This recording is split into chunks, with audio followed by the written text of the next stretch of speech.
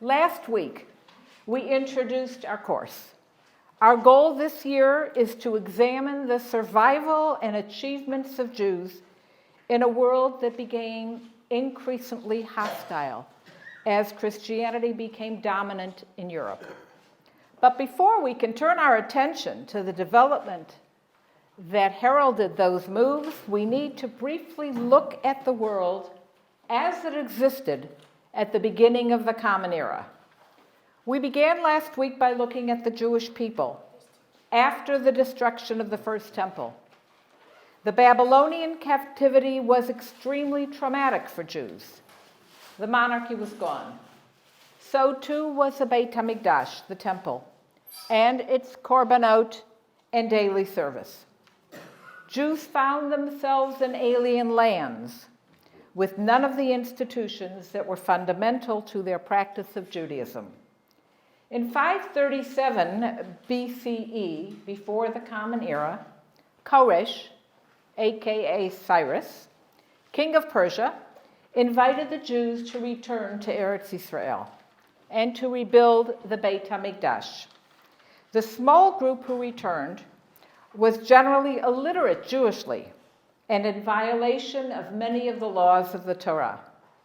About a century later, Ezra and Nehemiah began a process of education, which led to a degree of repentance and a reconnection between God and his people. We indicated that the Jews returned, but they restored neither the monarchy nor their independence. They were subservient to the dominant ruler of the area. And so today, we will look at the Jewish attempts to revolt. First, let us examine the Maccabean revolt of 168 BCE. We haven't gotten to 0 yet, but we'll get there today. During this period, drastic changes took place in Judea, particularly during the reign of Antiochus. The most devastating change for the Jews was the Seleucid policy of Hellenization, along with draining the temple treasury. Money is always beyond all evil. When the Jews refused to comply with these policies, the empire enacted decrees against the Jewish religion. These anti-Jewish decrees provoked a popular revolt led by the Hashmonaim. This revolt of the Hashmonaim was supported by Chazal. It is clear that the rabbis of this period were not simply a religious community, but they were immersed in the political events of the day. They were leaders. They looked upon the Jewish people as a political entity that needed full political expression. They looked upon the Torah as a dynamic blueprint for the entire range of social and economic problems. The revolt of the Hashmonaim was undertaken as a desperate act of resistance for religious persecution. Under the momentum of the initial success of the revolt, it expanded its goals to become a movement for national liberation. This is something we see often in almost every instance of national rebellions and revolts. If there is success, then the goals continue to expand. Some would argue it's happening today as well. Yeah. Perhaps the most important factor in the success of the revolt was the boundless loyalty of the Jewish masses to their religion. Now, we know that a lot of them were not really what we would call observant, but nonetheless, they were dedicated Jews. They were bound to their religion. They didn't want a foreign government telling them what they could, more importantly, could not do. The ideals that had evolved in Jerusalem and Judea during the centuries preceding the persecution had penetrated to the masses. The Torah had become part of their everyday life. Tens of thousands of Jewish farmers in Judea felt that the Torah was essential to their existence. This spirit inspired the ranks of the insurgents with an enthusiasm and a confidence that stood them in good times and in times of trial. There were other factors. It was a Jew's good fortune that the house of Seleucus was divided against itself and unable to bring the full force of its military against the Jews. Now, those of you who have studied with me before certainly know that one of my themes is that Jewish history must be studied in the context of what's going on in the world around. And in order for Jewish history to continue to evolve, we need to understand completely what was going around. So one of the reasons why the Hashmonaim were able to be successful was because the empire that was ruling them, the Seleucids, and the Seleucids come after the Macedonians, Alexander the Great, you will recall from World History 101, Alexander the Great conquered half the world, and then after his death, it was divided into three. Palestine ended up under the rule of Seleucus. And then, the victory of the Jews was in no small measure due to the fact that the Jews, in opposing Seleucus, had the help of other foreign powers. Just think, I don't have time, unfortunately, to bring the comparisons of what's going on today into our discussions, but always think that there's really nothing new under the world, and we are revisiting many of these same themes. The rabbis accepted the ensuing kingdom of the Hashmonaim as a legitimate Jewish government in Israel. Their local victories were celebrated as religious holidays. The festival of Hanukkah itself, commemorating the original victory and the cleansing of the temple, remained permanently enshrined in the Jewish calendar, even after the discussion of the Beit HaMikdash Hasheni, the Second Temple. Although relations of the rabbis to the later Hashmonaim had their ups and downs, as relations tend to do, there was never a question of the legitimacy of the Hashmonaim as rulers of Israel.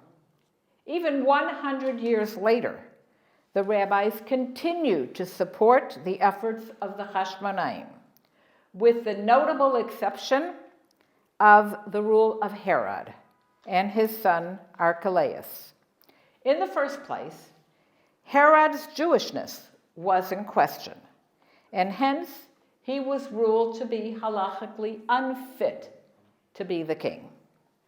Didn't bother him very much, did it? Significantly, Herod weakened and ultimately destroyed the Sanhedrin. He strengthened the foreign population of the country, and he encouraged Greek pagan acculturation of the cities.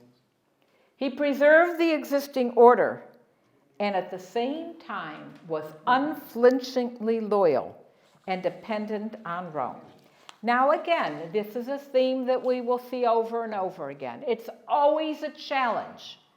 Does the ruler make his decisions based only on what is good for his people? Think today if you want. Or does he have to, he, she, mostly he's, have to take into consideration what's going on around? The foreign powers, what do they have to say? Now, also during this period, we have, and we're going to be talking about it more and more as we progress, and that is what we're calling Hellenization. Hellenization is the imposition of Greek culture or elements of Greek culture. And Hellenization is a bane to the Jewish people because it challenges what the Torah has to say. And by the way, we are dealing with the modern form of Hellenization today, right? We could call it modern Western culture, call it whatever you want, that attracts, for all kinds of reasons, Jews and challenges the adherence and the dedication and the loyalty to the Torah. So we see that there were, under Herod, that the old order collapses. Part of the upper classes of the Hashmonaim were actually killed, because Herod is a determined. We would call him in history, we would call him an autocratic despot. That's what we would call Herod. And generally speaking, autocratic despots do a lot of very good things. They also do things that are not so very good. Others of the leadership, the old leadership of the Jewish people, lost their economic power and were deprived of their influence because they no longer had the economic power. In their place, we have new elements, and our new elements rise to positions of power. Some came from the outlying areas, not the center of the country, what we would call today the periphery. But more important was another trend, which Herod exploited, he encouraged, and that was the integration of leading families from the Hellenistic or other parts of the diaspora. And remember last week we talked about how large the diaspora was. We'll return to that next week as well. And they were integrated into the Jewish society of Palestine. And so hostility between Herod and the people continued until the end of his life. It is instructive that toward Agrippa was the last Jewish ruler, the rabbis remained generally positive. His mother was a Hashmonai. Her name was Berenice, and she was a daughter of Miriam Hashmonai. Whose mother? I'm sorry. What? Whose mother? Agrippa, the last ruler, the last Jewish ruler, the last Jewish king. His Jewishness was considered acceptable. More importantly, he behaved as a Jew, and he tried to follow an independent political line. He tried not to side with the Seleucids or the Romans. He tried not to even be so adhering to what the rabbis had to say. But nonetheless, he was generally accepted. Of course, there were some rabbis who opposed him, to be expected. In the 22 years from the death of Agrippa to the outbreak of the later war in 66 CE, so we have now turned, right, and we are now in the modern era. We are now in what we call CE, the Common Era. In history books, you'll see that referred to as AD, which is, by the way, not correct altogether.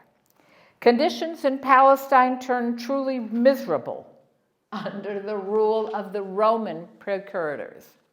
For the Jews, the question arose as to whether political realism was still to be found in the traditional path of quiescence, or whether perhaps more daring initiatives were indicated. Now, this we have always. Should we be quiet and put up with the pogroms? Should we fight back? And we could talk about this in every era of Jewish life. Right now, we're in the Romans. By the end of the year, maybe we'll get to Spain, maybe not, but we'll see. Most perplexing to the rabbis was the question of Roman domination. Everybody agreed that Rome had no right to be in Judea. Put it in modern terms, everybody agrees, right, that the Gazan terrorists should not be raining bombs on Israel on a daily basis. But was the Roman conquest to be borne with sufferance, or were we supposed to resist? And resist at this point in time means the same thing that it means now. It means fight. It means war. It means our people will be killed, not only theirs. We know that earlier Persian domination had been tolerated and had been accepted because, number one, Persia had liberated Israel from the Babylonian captivity. Remember, even though a lot of people didn't come back, we know that after 70 years of captivity, that when Cyrus invited the Jews to come back, very few came back. Okay? But the Persian government was viewed to be positive towards the Jews. It also permitted the rebuilding of the temple.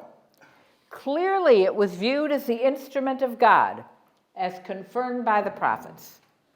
And generally speaking, Persian rule had been benign toward the Jews. However,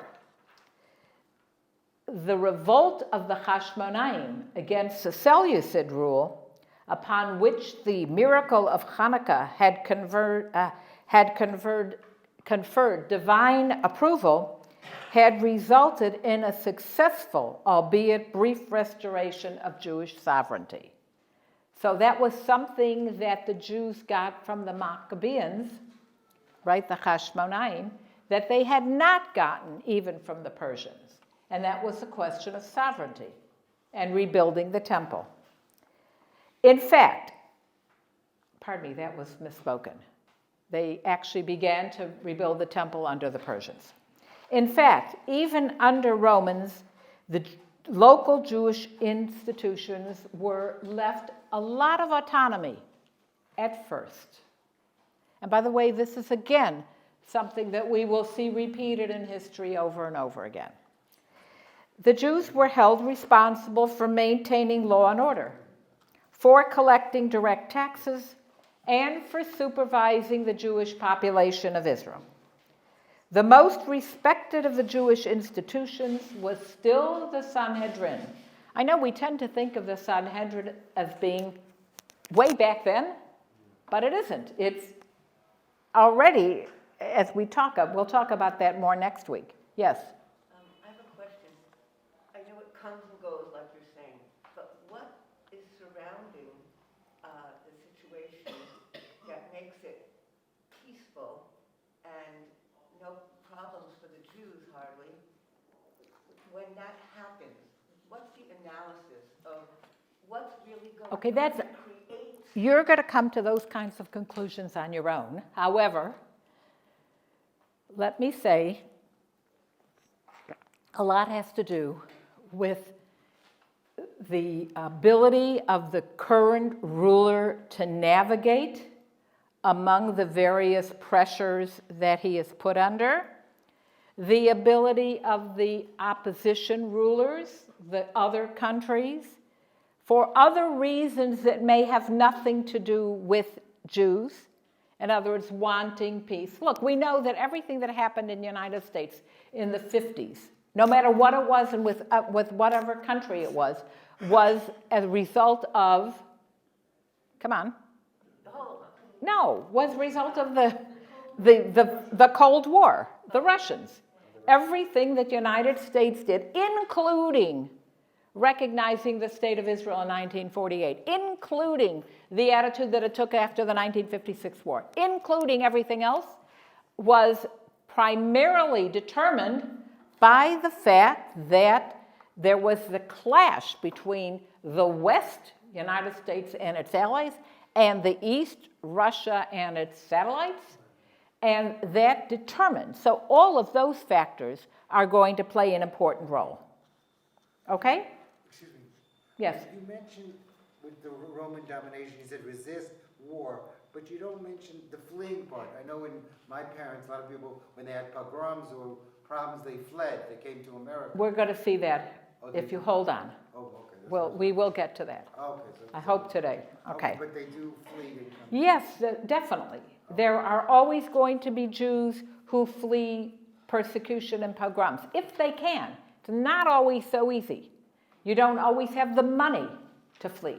There are always going to be Jews who opt out for better business opportunities. Don't think that business opportunities are a fabrication of the 20th century. There were business opportunities. Why, when we look at the map of where the Jews were spread at the turn of the world, right, the year zero, let's say, the beginning of the Common Era, how do they get there? A lot of them went as military.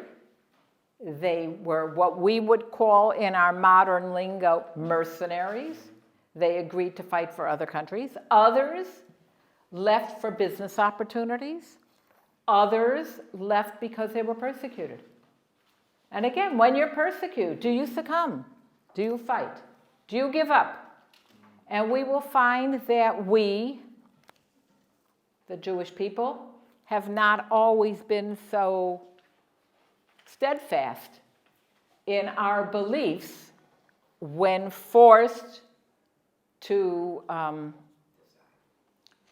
meet somebody who wants to kill us. Okay. The Sanhedrin was still the highest legal and religious authority of the Jewish nation. It controlled the religious life both inside Palestine and outside. By the way, I'm using Palestine as a synonym, if you will, for Eretz Yisrael, but there really is, and it's very important in today's world, there really is no Palestine at this point. But it was an area of the Roman Empire, and it was called Palestina, just as an area. Yes? Wasn't it called Palestina after the revolt of Bar Kokhba? Before. Before? We have that term. We have that name Palestina even before. In the time of Hashmonaim, the time of the. We're after the Hashmonaim now. We're okay. We're the Romans, right? Okay. Yes. The Romans deliberately called it Palestina in order to dissociate it from Judah. Correct. It was an insult to the Jews. It was very deliberate. Right, because Judah was only really part of Eretz Yisrael.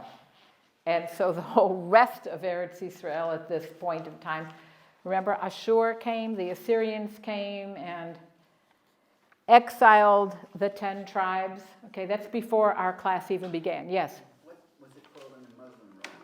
You what? Under Muslim rule, what was it? We'll get to the Muslims. The Muslims don't even exist for another 700 years in our discussions. Yes? Is this a spiritual thing, or physically the Romans wanted to destroy the Jews? Both. Oh, because I always thought it was like a spiritual thing, like the Greeks in Hanukkah. I thought that was a spiritual thing, not a physical thing. Okay, we are interested in the politics. We are interested in what is happening to the Jewish people as a result of what is going on in the world and what other countries are doing to them. Certainly, there's always a spiritual component. And certainly, as I just mentioned, the Sanhedrin had civil jurisdiction over the Jews, but capital jurisdiction, capital crimes, were not given to them. And we'll see this is true very often, particularly capital crimes that involved a Jew and a non-Jew. And by the way, at this point in time, the non-Jewish, the Gentile world is not Christian. They're certainly not Muslim, but they're not Christian. They're pagans. Yes, they are pagans. We don't have Christianity as a religion really for another 300 years if we say that we're at zero. Christianity does not become an accepted religion. It's not true that, we'll get to this, but it's not true that the year zero, all of a sudden we have a Christian religion. Didn't happen. Didn't happen that way. It took centuries. Right now, the Gentiles, the non-Jews, are pagans. Pagans. They believe in lots of gods. Okay. Now, with the advent of Pontius Pilate, now Pontius Pilate already, we're talking, he lives He reigns from 26 to 36 in the Common Era. So we're already in our time period. Makes it easier because at least the numbers will go up. When we talk about before the Common Era, BCE, the numbers go down. So sometimes it could be a little confusing. But anyway, reports of unrest and riots became more frequent, and a gradual disillusionment came about from the hopes that had been attached to Roman rule. Pontius Pilate took money from the temple treasury. Surprise, surprise. He fought a bloody war in the Galilee, because in the Galilee, what we call the Galil today, in the Galilee there were a lot of people who were very supportive, we could use the word religious, spiritual, whatever word you want to use. He struck coins with pagan symbols in the forms of cult objects, something which none of his predecessors had done, because they had a little bit of respect for the Jewish population. He did not. And so, as we continue our gallop through this period, we finished with the Hashmonaim. We are now going to the Great War. What year? I'm going to tell you. Give me a chance. Okay? All right. So now we have the Jews who live in the area of, and remember, by the way, there are no boundaries of any of these areas. These areas are just areas within the great big Roman Empire. And they are ruled by the procurators. Their chief responsibility, the procurators, is to collect and deliver an annual tax to the empire. Now, guess what? They had to collect a certain amount of money. If they collected more, guess what? They got to keep the extra. So we find, and by the way, this is not just the procurators, the Roman procurators. We will find this true in every era of Jewish life. We will find it true that whoever is charged with collecting the taxes will very often try to collect a little more. If I ask you for $100 more and you for $100 more, that's $200 that I get to keep. Okay? Now then, more infuriating to the Judeans, Rome took over the appointment of the high priest, the Kohen Gadol. They decided that they want to appoint someone who was a little bit more willing to abide by what they wanted. And that really rubbed the Jewish leadership in a very bad way. And we know the Kohen Gadol was a representative of the Jewish people before God on the most sacred occasions, which of course is going to be Yom Kippur. And increasingly, with the Roman rule, with the rule of the procurators, these high priests did not come from, inherited through the tribe of Levi, the Kohanim, but they came from Jews who collaborated with Rome. So we are beginning to see that the Romans are attacking some of the basic tenets of Judaism. Yes? Would it have been possible at all to have a discreet, more secretive, amongst the Jews, Kohen Amiti, the real, and just Look, we tried that. know in the Roman We tried that during the Spanish period. It didn't work very well, right? Okay, let's continue. And so we are going to meet a new group of people, and we are going to call them the Zealots, or the Kanaim. And they were active for more than 6 decades. They later instituted what we are calling and what historians call the Great Revolt. Their most basic belief, by the way, we have Kanaim today too, was that all means were justified to attain political and religious liberty. Fill in the blank, you could put them on both sides of our arguments today. They gained many adherents by playing on the anti-Roman feelings of many Jews. For many, these anti-Roman feelings were exacerbated by Caligula. Caligula ordered his statue to be set up in the Beit HaMikdash. In the decades after Caligula's death, Jews found their religion subject to periodic growth indignities. The Gemara really has many of them. I'll just mention one or two. In one instance, Roman soldiers exposed themselves in the temple. In another, they burned a Torah scroll. We have this both in the Gemara and also in the writings of Josephus.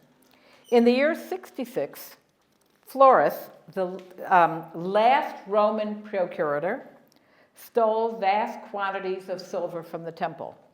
So we have a recurring theme where the money that the Jews collect, and next week we'll talk about how they collected this money and where it came from.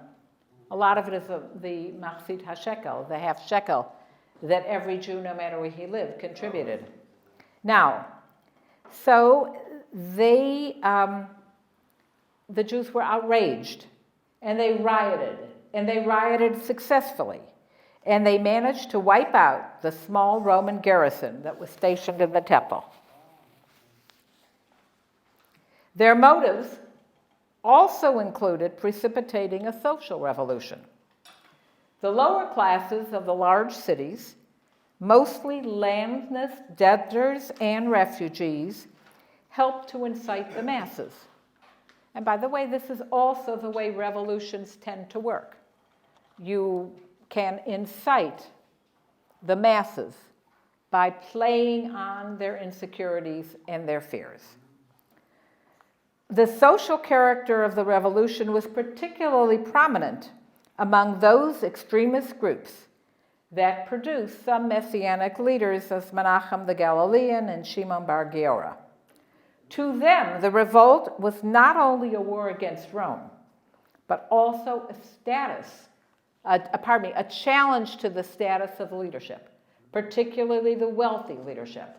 So in addition to what we have, right, we have Rome versus the Canaim versus the Jews.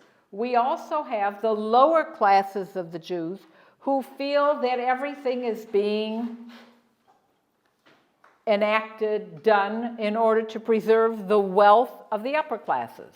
Yes? The success of the Canaim was because of the Romans weren't prepared. They only had a garrison there. They didn't have more troops. They didn't, but just bear with me for about 2 minutes and you'll see that will change. Oh, it's going to change. Yeah, of course it's going to change.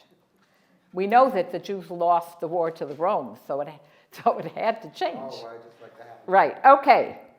Now then, and what a lot of the lower classes did is their first foray into fighting here was to burn the municipal archives in order to destroy the records of their debts. And again, we see this, we will see this in the French Revolution, we will see this in the Russian Revolution, that the people, the lower classes, will get a hold, will enter, and so they can get to the records that will destroy any record of their debt. And then they began a campaign of terror against the representatives of the upper classes. Now then, Cestius Gallus, the Roman ruler in Syria, again, Syria was not a country. Syria does not become a country until 1920s. So we have areas, and so Syria was an area. And he sends a larger force of soldiers. You're not going to like this, so bear with me. These Roman forces were also defeated by the Jewish insurgents. And so many Jews were convinced, look, first garrison, we defeated them. They send some soldiers in from up north there. We defeated them. I guess we could defeat the Romans.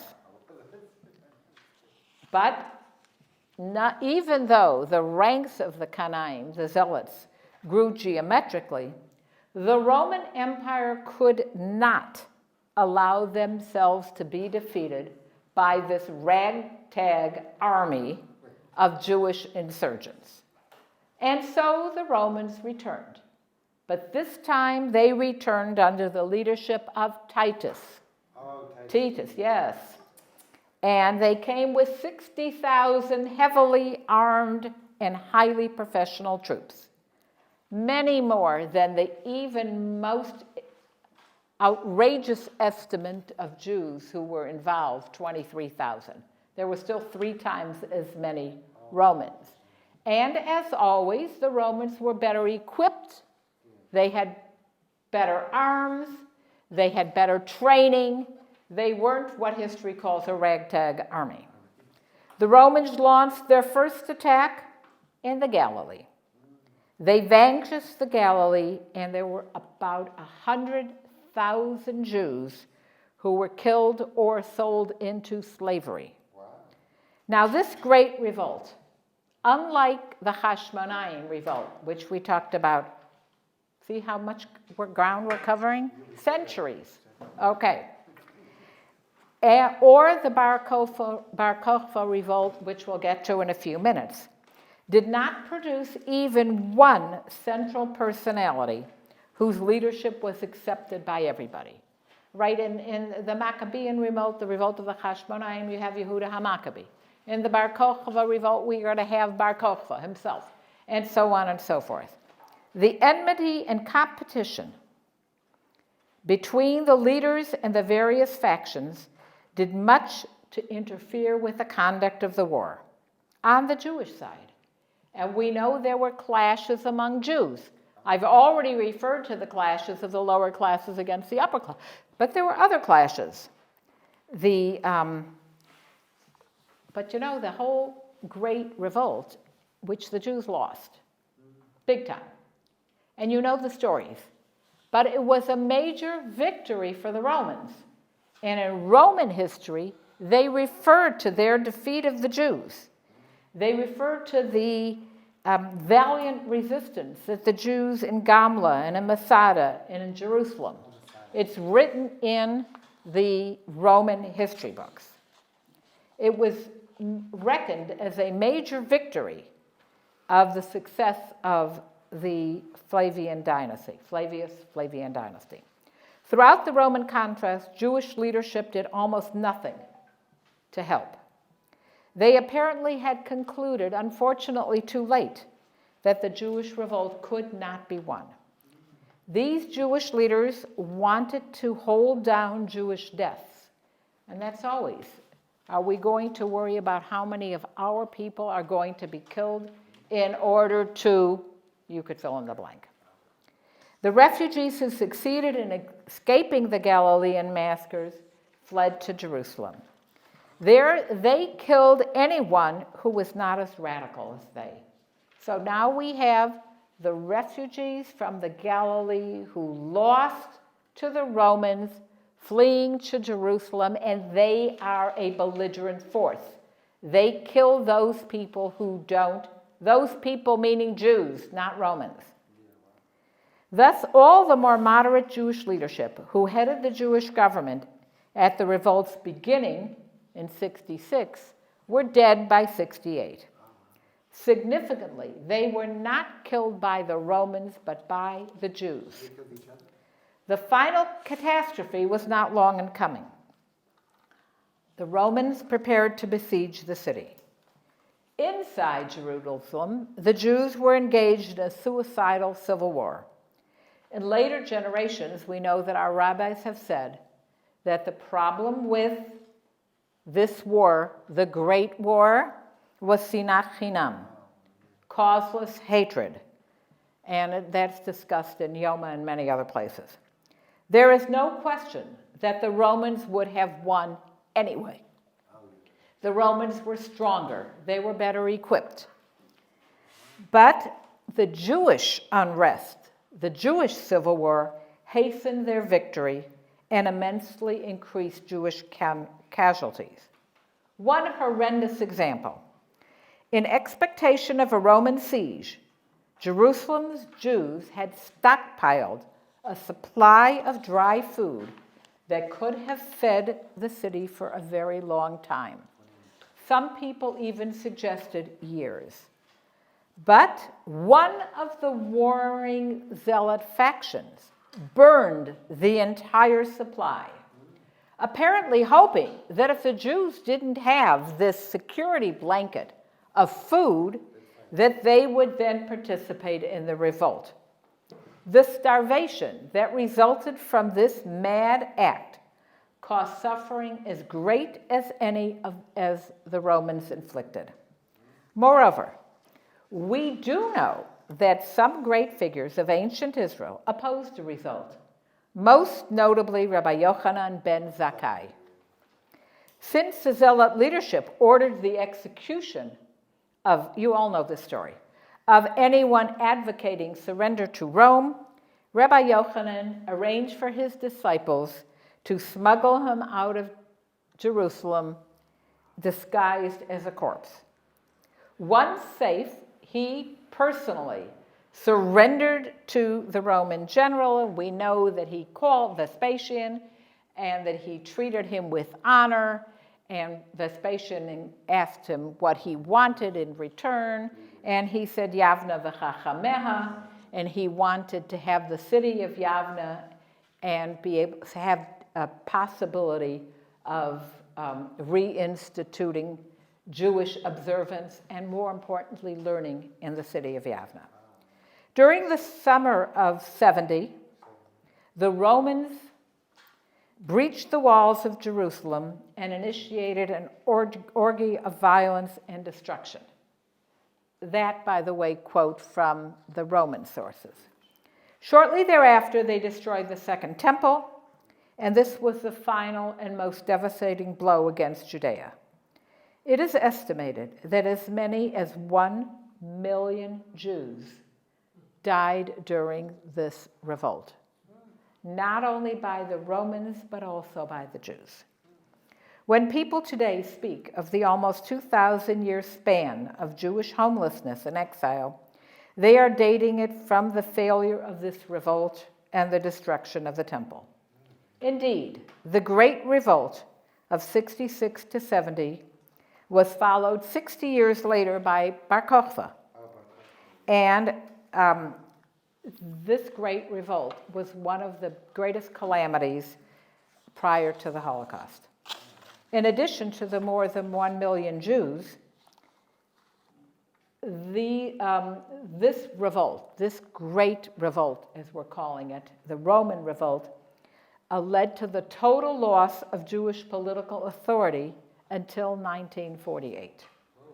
The loss in itself exacerbated the magnitude of later Jewish catastrophes, since it precluded Israel from being used as a refuge for the large number of Jews that were trying to flee other persecutions and other attempts to rid themselves. And now we come to the Bar Kokhba rebellion, 132 in our common era, CE. So we are about 60 years, right? A little bit less.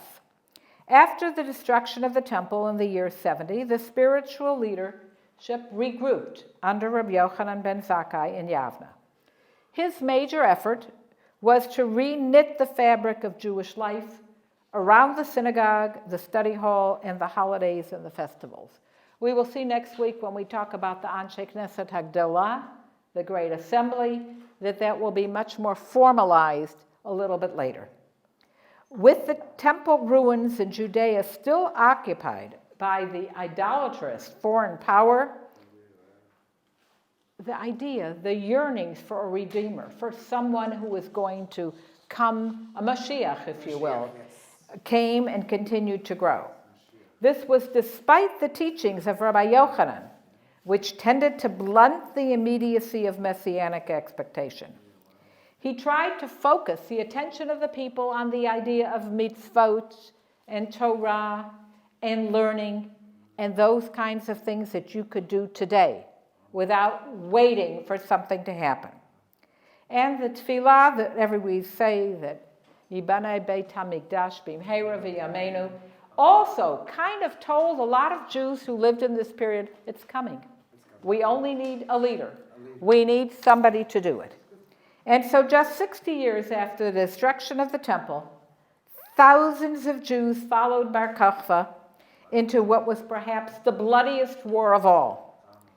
The disunity and the internecine fighting which had plagued during the Great War was no longer operative. We have unity within the Jewish people. When is this? Are you being sarcastic? This is about 130, 120, 130. We're getting there, okay? The Bar Kokhba revolt. The immediate causes of the uprising were the thoughtless policies of Hadrian. Hadrian wanted to turn Jerusalem into a pagan city, and he renamed it Aelia Capitolina. What? He renamed it Aelia Capitolina. And he outlawed circumcision as barbaric mutilation. Now you have that today too, right? We have circumcision, Brit Milah, outlawed in certain areas as being barbaric. On the other hand, there is evidence that there were secret preparations even before Bar Kokhba. That the desire to get back, the desire to have a monarchy, the desire to reinstitute Jewish practice and religion and get rid of the Romans, right? There is evidence. There is general agreement among Chazal that the Bar Kokhba rebellion had the active support and encouragement of the main rabbinic leaders. No less than Rabbi Akiva ben Yosef was at its head. According to the Jerusalem Talmud, Rabbi Akiva, upon seeing Bar Kokhba, exclaimed, "He is the Mashiach," or "He is Melech HaMashiach," depending on which version. Bar Kokhba saw himself as carrying out messianic functions. In the Talmud, Bar Kokhba is not described as particularly learned, or as a mystic, or as a Navi, or possessing any supernatural powers, except for unusual physical strength and ability in the military arts. It is not even claimed that he was of the Davidic line.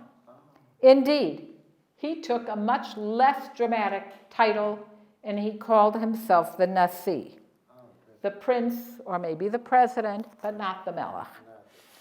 Most revealing of all is that nowhere in the sources that we have from Eretz Israel is Bar Kokhba called a false Messiah. It's just not there. He is not condemned for leading the people astray. Bar Kokhba was seen as a national leader, and had he succeeded, he would have brought about major messianic changes. But he failed, and the Gemara attests to the fact because of his own sins and pride and arrogance, along with the unworthiness of his generation. During the entire period of the Second Commonwealth, through the Bar Kokhba rebellion, and up to the Muslim invasion, which I told you, 700 years from where we are. So you have to hold on. Okay. The political problems of Judea were considered religious problems. This was primarily because they involved the freedom to worship. And because political sovereignty in Eretz Israel was one of the prerequisites for the realization of the kingdom of heaven. Therefore, the messianic view of the rabbis during this period was primarily national and realistic, because the restorative, in other words, the yearning for a Mashiach, was not something that could be implemented by the leadership that they had. It is said, it is said that the journeys of Rabbi Akiva to different parts of the diaspora may have been for the purpose of trying to coordinate other uprisings against Rome. And if Bar Kokhba had reason to expect help from Parthia or other disgruntled areas of the Roman Empire, then maybe his rebellion could not have been considered unrealistic. You had a question? Yeah, I was saying, I thought Rabbi Akiva mentioned in the Gemara that he was supported it as the Mashiach. I thought that's what He was mentioned. called the Mashiach. He was He called Bar Kokhba the Yes, Mashiach. yes, that's what I Yes, thought. Rabbi. right. And then at the end, later on, when he was defeated, then they said he was a false Messiah. Okay, I can't attest to that, so. No, but I'm saying if he wasn't really the rabbis. did Okay, not- I didn't come across that, but that's okay. You see what I'm saying? I'm not a very well trained in Gemara, so. No, what I'm Okay. saying is that at the end, they called him a false Messiah at the end because he didn't, it was.